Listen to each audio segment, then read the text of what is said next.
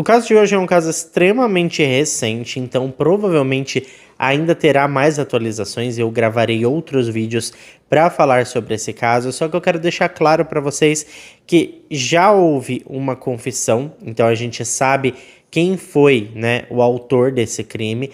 A gente já tem provas bastante concretas e embora a denúncia do Ministério Público ainda esteja em andamento, vai ser muito difícil que o panorama geral da situação mude. Então assim, eu vou contar para vocês todos os detalhes deste caso da forma mais respeitosa possível e mais completa também. Esse caso é um caso do qual eu tenho bastante familiaridade porque aconteceu aqui na cidade onde eu estou morando agora, que é a cidade de Leme, e eu pesquisei muito para trazer para vocês assim todas as informações. Eu vi entrevistas, assisti noticiários, fui até o lugar onde aconteceu ali o crime, né? Eu conheço o bairro e tudo mais. Fui até o lugar onde o corpo foi encontrado, em partes, digamos assim. Vocês vão entender o porquê disso. E eu achei interessante uma informação para passar aqui para vocês, é que enquanto eu assistia alguns documentários, eu vi uma perita falando sobre o crime e eu achei um pouco desrespeitoso um comentário que ela fez e eu queria compartilhar a minha opinião aqui com vocês. Ela estava falando sobre o caso, inclusive com a irmã da vítima presente na mesma entrevista, e ela disse que esse caso era basicamente o caso Matsunaga baixa renda.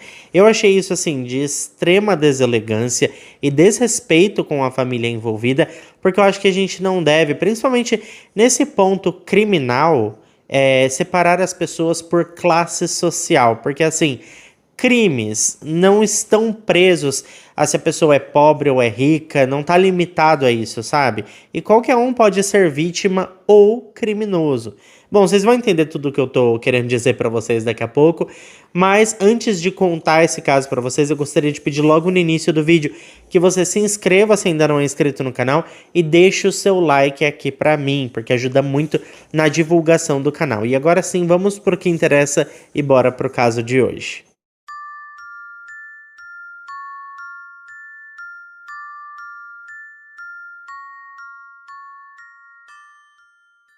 Como eu falei para vocês, o caso de hoje aconteceu aqui na cidade onde eu estou morando agora, que é Leme, e fica no interior do estado de São Paulo.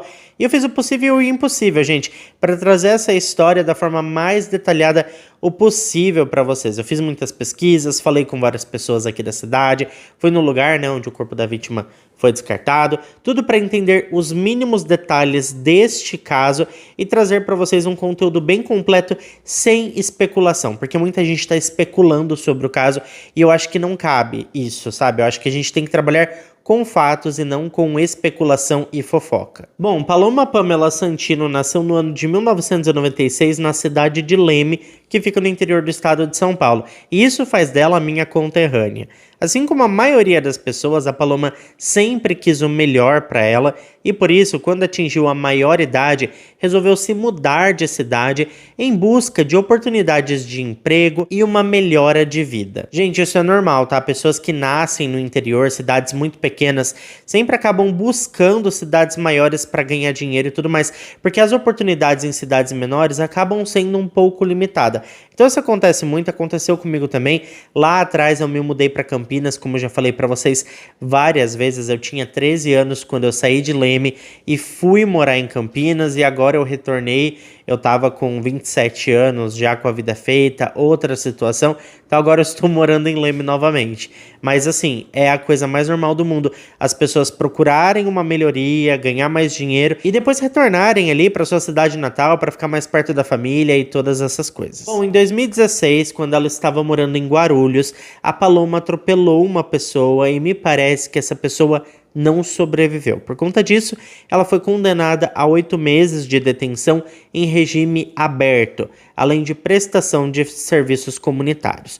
Bom, depois disso, gente, ela morou em várias cidades do interior de São Paulo, mas acabou fixando residência em Indaiatuba, que fica na região metropolitana de Campinas. Foi lá no ano de 2021 que a mulher conheceu um homem chamado Éder Éricles de Oliveira. Nessa época, a Paloma trabalhava como açougueira no supermercado Walmart e o Éder era jardineiro. Os dois rapidamente se tornaram amigos e mais rápido ainda se tornaram um casal.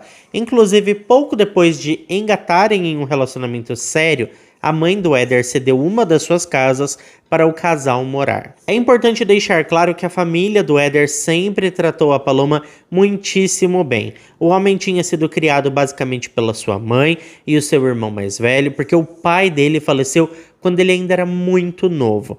Mas mesmo assim, eles sempre tiveram uma boa estrutura familiar e o Éder era um homem muito do bem. Pouco depois de se mudar para a casa que a mãe do Éder cedeu para o casal, a Paloma saiu do Walmart e começou a trabalhar em uma padaria que ficava próxima da sua residência. Não se sabe o que aconteceu neste novo emprego, mas o que se sabe é que pouco tempo depois a Paloma estava desempregada. Um detalhe importante que eu não me lembro se eu já contei para vocês é que antes de começar a namorar com o Éder, a Paloma já tinha 3 filhos, mas nenhum deles morava com ela. E guardem essa informação porque vai ser muito importante e bem relevante lá na frente. O Éder também tinha filhos de um relacionamento anterior, tá? Na verdade, ele tinha 4 filhos no total. Enfim, a vida seguiu no seu curso natural. A Paloma não trabalhava, mas o salário do Éder, juntamente com a ajuda que a mãe dele fornecia,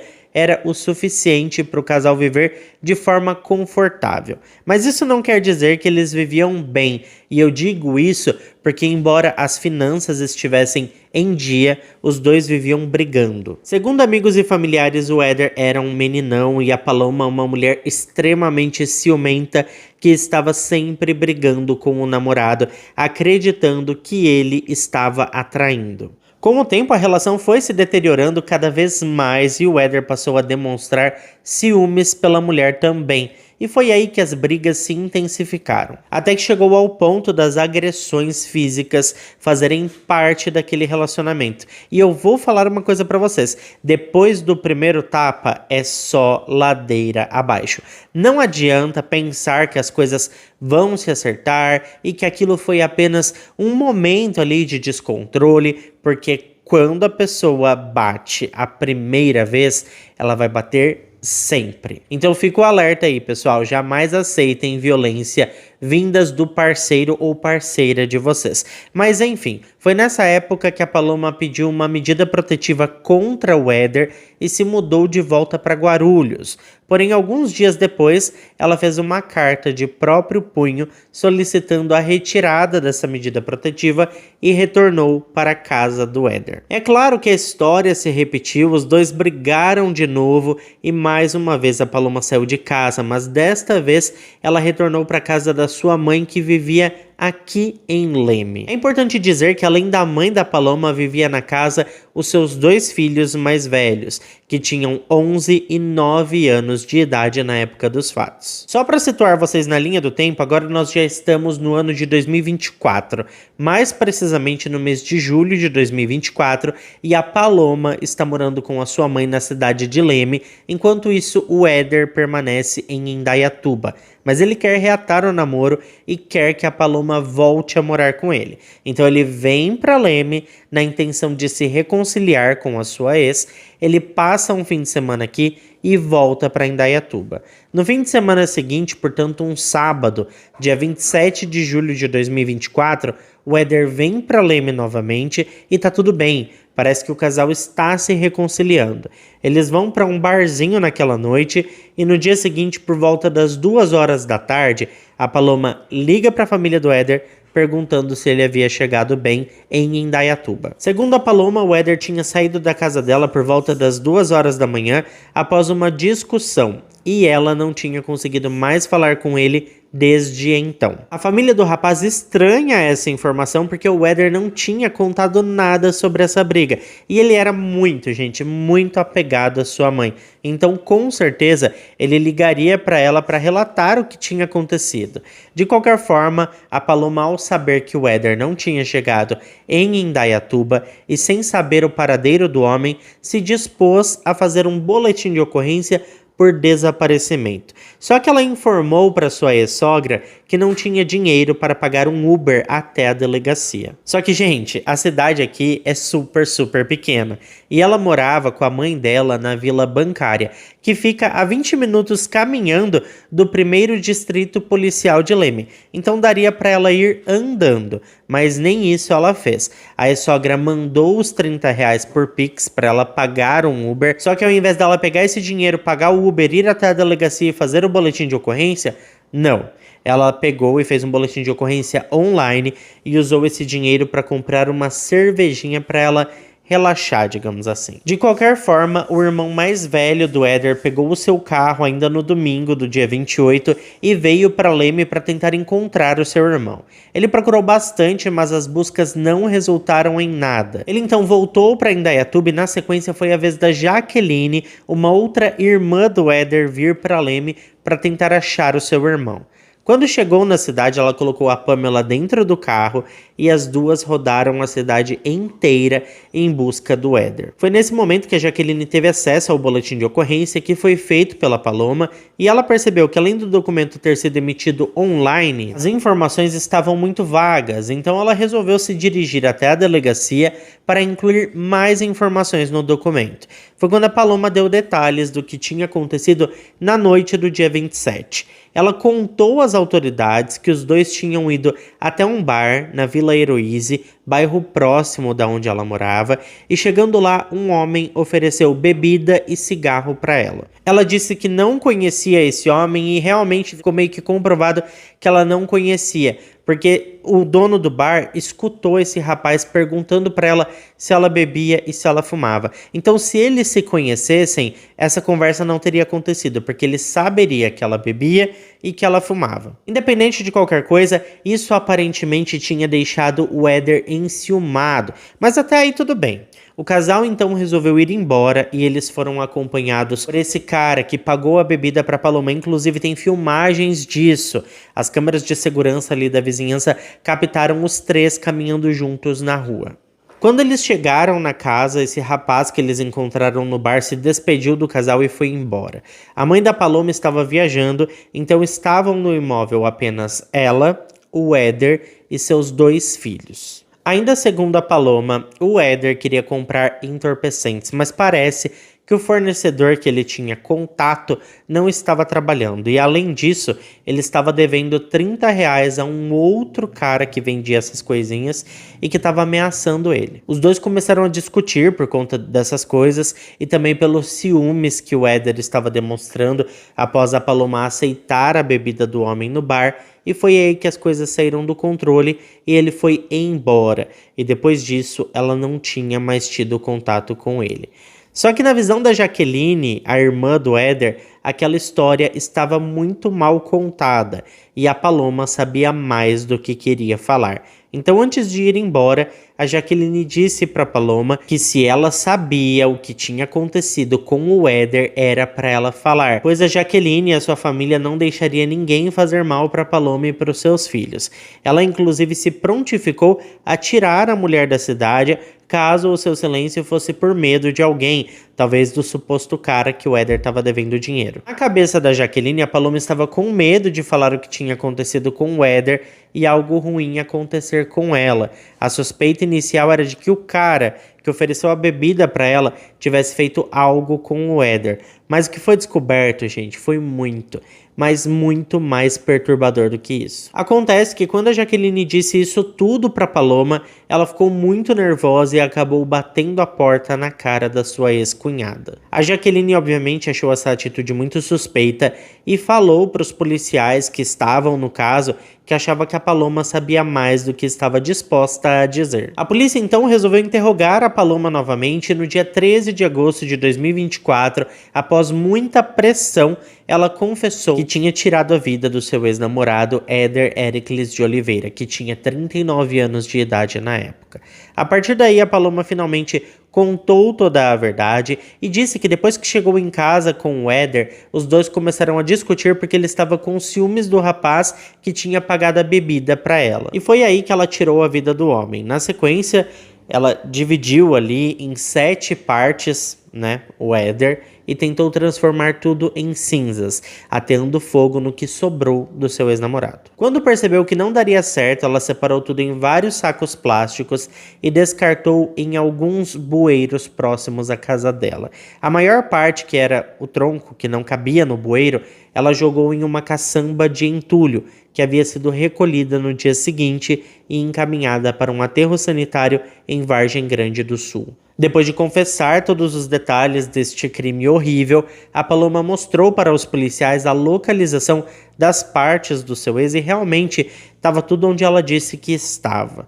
Justamente por isso ela foi presa, em prisão preventiva, mas a polícia ainda precisava encontrar o tronco do homem. Então, no dia 15 de agosto de 2024, com a ajuda de cães farejadores, a polícia encontrou o tronco do Éder, que estava em um lixão em Vargem Grande do Sul. E finalmente a família do rapaz pôde fornecer um enterro digno a ele. A equipe que trabalhou no caso disse que a Paloma é uma pessoa extremamente fria e calculista, que ela não demonstrou remorso e inclusive deu uma declaração que deixou todos de cabelo em pé, dizendo que para ela foi muito fácil fazer o que ela fez, foi muito fácil toda aquela separação, aquele manuseio, já que ela tinha experiência como açougueira. Uma informação importante é que até a gravação deste vídeo, o inquérito policial ainda está em andamento e a polícia investiga se o crime foi premeditado ou não. A participação de uma terceira pessoa já foi descartada e inclusive os filhos da Paloma que estavam na casa foram ouvidos por uma equipe especial que faz o interrogatório de crianças e embora parte do depoimento deles esteja em sigilo, o delegado responsável pelo caso disse que os meninos escutaram o Éder gritando por socorro. O advogado de defesa da Pamela disse que ela sofria maus tratos e que o que aconteceu foi que ela agiu em legítima defesa. Segundo os advogados, naquele momento era matar ou morrer e ela fez o que precisava ser feito. A família do Éder discorda dessa declaração e diz que, na verdade, o Éder era vítima da Paloma. Segundo a família do homem, a Paloma sempre o agredia e ele nunca revidou. Na época dos fatos, tanto a família do Éder quanto a família da Paloma já não apoiavam mais o relacionamento dos dois. Eles temiam que em algum momento o pior iria acontecer e realmente aconteceu. Sinceramente, independente de qualquer coisa, na minha opinião, a pessoa tem que ser muito fria para fazer uma coisa dessas, principalmente sabendo que os seus filhos estão ali no mesmo ambiente. Como eu falei para vocês, esse caso é um caso super recente, então ainda existem investigações em andamentos. O Ministério Público estava para apresentar a denúncia essa semana, eu não sei se já apresentou ou não, mas eu vou ficar atento e qualquer novidade eu volto a falar para vocês. Como eu disse, a Paloma já confessou, mas ela confessou na delegacia, ajudou a polícia nas investigações e tudo mais. Só que ela precisa confessar perante o juiz. Antes disso, a confissão dela não é válida. Se ela manter a sua confissão perante o juiz, haverá um atenuante na sua pena. Isso é normal, acontece, mas a gente não sabe se os advogados dela vão manter essa confissão ou se vão alterar a sua declaração e dizer que outra pessoa foi, responsável pelo crime. De qualquer forma, ela vai ser julgada por vários crimes, incluindo aí, vocês sabem toda essa questão aí de tirar a vida de alguém e também de, esconder o corpo. Eu tô tomando cuidado com as palavras porque ultimamente o YouTube tem pegado no meu pé. E tem também a questão da fraude processual, porque ela deu um falso testemunho inicialmente na delegacia, Então serão vários crimes que ela vai responder e eu vou mantendo vocês atualizados, por isso é muito importante se inscrever se ainda não é inscrito e ativar o sininho das notificações, porque quando eu falar mais sobre esse caso, você vai receber a notificação e vai vir aqui assistir comigo. Bom, esse foi o caso de hoje, muito obrigado a quem ficou até aqui comigo. Se ficou até aqui, não esquece de deixar o seu like que ajuda muito na divulgação do canal. Eu fico por aqui, um beijo para todos vocês e até o próximo vídeo.